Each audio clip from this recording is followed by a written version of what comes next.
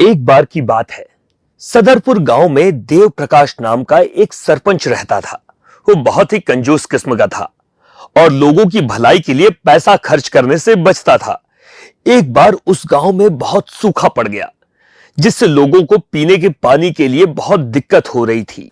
गांव के लोग दूसरे गांव से पानी लाकर कुछ दिनों तक अपना काम चलाते रहे, लेकिन उसके बाद उसने भी पानी देने से मना कर दिया। इसके बाद गांव के लोग सरपंच के पास गए और उससे बोला, आप गांव में एक कुआं खुदवा दो, जिससे गांव के लोग सूखे की स्थिति में उसका पानी पी सके।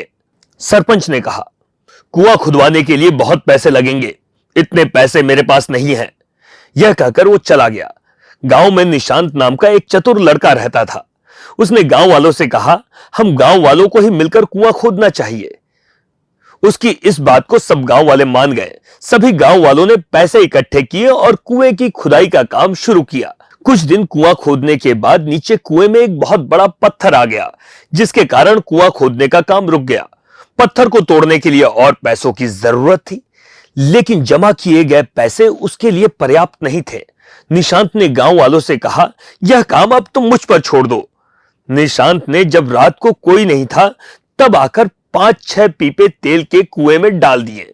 सुबह जब गांव के लोगों ने कुएं में तेल देखा तो पूरे गांव में यह बात फैल गई कि कुएं में से तेल निकल रहा है।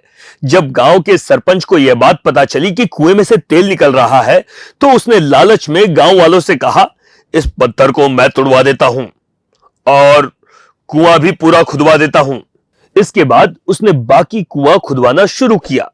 कुछ दिनों में पूरा कुआं खुद गया। सरपंच इसमें से तेल निकलने की उम्मीद कर रहा था, लेकिन कुएं में से पानी निकलने लगा। सब गांव वाले पानी को पाकर बहुत खुश हुए।